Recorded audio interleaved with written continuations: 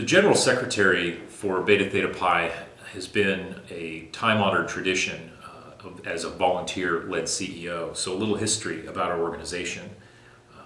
When we first started in 1839, there was a governing chapter. That governing chapter basically controlled what took place. So that was the one you'd turn to, would be a group of young men at a university. As time went on, we had more and more chapters that would get together once a year and add new and make decisions, and that was not feasible for a chapter to do while they were college men. So they appointed an older alum to take on that role, and it was very secretarial, so they called it the General Secretary. So it's an unusual title, but that's how that role evolved, and that became more and more challenging for one man to do all of that. A lot of the fraternity's operations were out of the trunk of the General Secretary's car. And as we expanded and expanded, we needed additional help, so we added an administrative secretary. And he was a paid man that was on staff and supported the General Secretary in his decisions. And as time evolved, we became larger and larger and had a much larger infrastructure. So we went from one volunteer leader to be now upwards of 34 staff members. So a very significant growth pattern over the last 172 years. So the General Secretary, I sit as the 30th General Secretary elected. Sometimes they serve 2 terms, sometimes 1 term. Typically it's a 3-year term commitment that I have committed to my 3 years. My predecessor was 3, and the man before him was 6, and before him was 6. So there's a run-up of men that I connect with and count on as members of the advisory council to help guide me.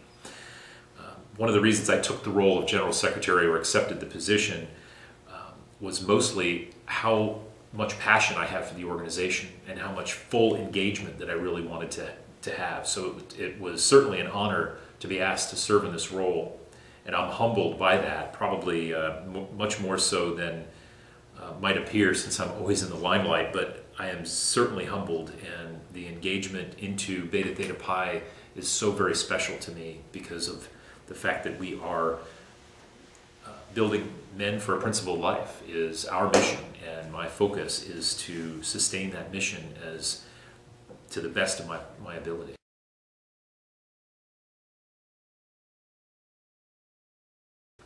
Coming into the General Secretary position, one of the things I could have done a better job was in a more preparation before taking the position. So, you know, they talk about your first 90 days being so important, and in Beta Theta Pi we tend to look 90 to 180 days prior to you taking that position so you're ready. And I could have done a more preparatory approach to that, but even so, I did construct some goals in those first 90 days, and they were really in 3 main categories.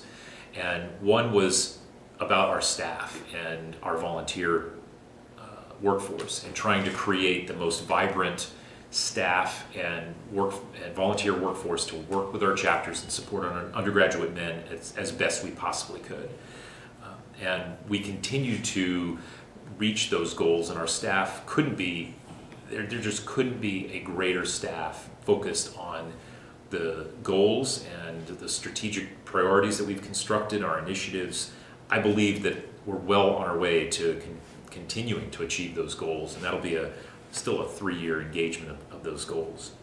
The second goal category really is in the focusing on the integrity of Beta Theta Pi and creating high standards for all members of our organization, whether it's the staff and what we ask of them, whether it's our volunteers as they work with undergraduates. You know, holding a volunteer accountable is not an easy thing to do, yet it's important and critical for the success of our undergraduates. And then finally, the most important constituent at this point is our undergraduate men across North America, and ensuring that they uphold the standards of what Beta Theta Pi means and align with our mission and vision and our core values.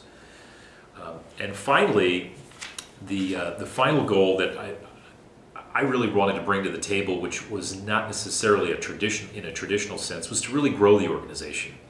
As one of the things we've seen over the last 10 to 15 years, we've significantly elevated our focus on high standards and improving the integrity of the organization, making sure our undergraduates are doing what they say they're going to do and what we ask them to do.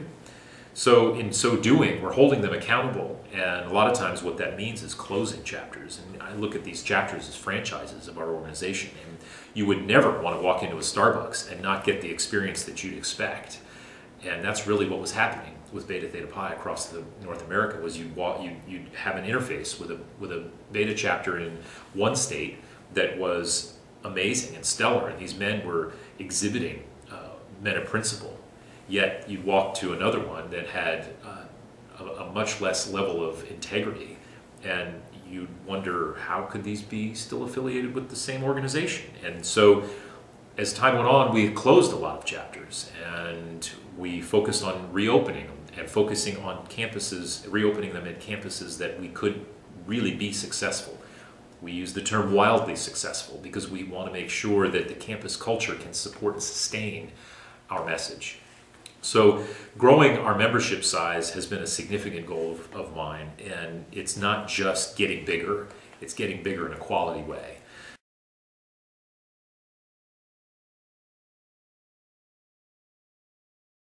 Success Sciences has been my professional home for about 18 years, and as I evolved as a young man into where I am today, it's been an interesting evolution. Success Sciences has been for 25 years has been focused on performance improvement and soft skills development, and the organization has recently focused a little bit on leadership. And in fact, the CEO of the organization wrote a book recently called Leadership Without Excuses. And the focus of our growth professionally as an organization to our organizations, typically our sweet spot is working with frontline individuals. But yet the importance of the performance improvement for that front line hinges on the leadership. And that leadership is anywhere from the frontline supervisor all the way to the CEO. And so it's critical that we don't ignore those pieces. And how that relates to Beta Theta Pi has been very interesting, as our peers call us the leadership fraternity because we do so much work with our undergraduates in developing them as future leaders of our organization, of our country.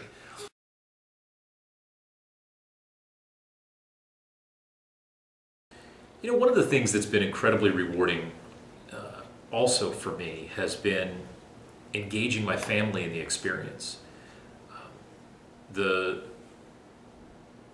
opportunity to teach my children that the importance of giving back, the importance of volunteering for a nonprofit, and the pride that they have when my son and daughter attend the convention and they realize that they have the opportunity to sit and have a short conversation with a United States Senator. While it may not really hit home for a 12 or 13-year-old boy yet, he will reflect on that, and he will reflect on the experience of that, but still the importance of giving back and committing time and the engagement that brings is so rewarding. And I couldn't do it without the support of my wife, Kimberly. She has been a significant mainstay in my Beta career, if you will.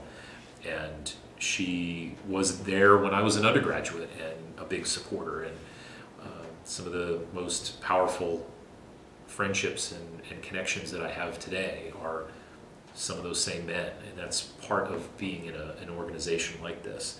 But demonstrating giving back, and this is one way of doing that, to my children is important and critical to me.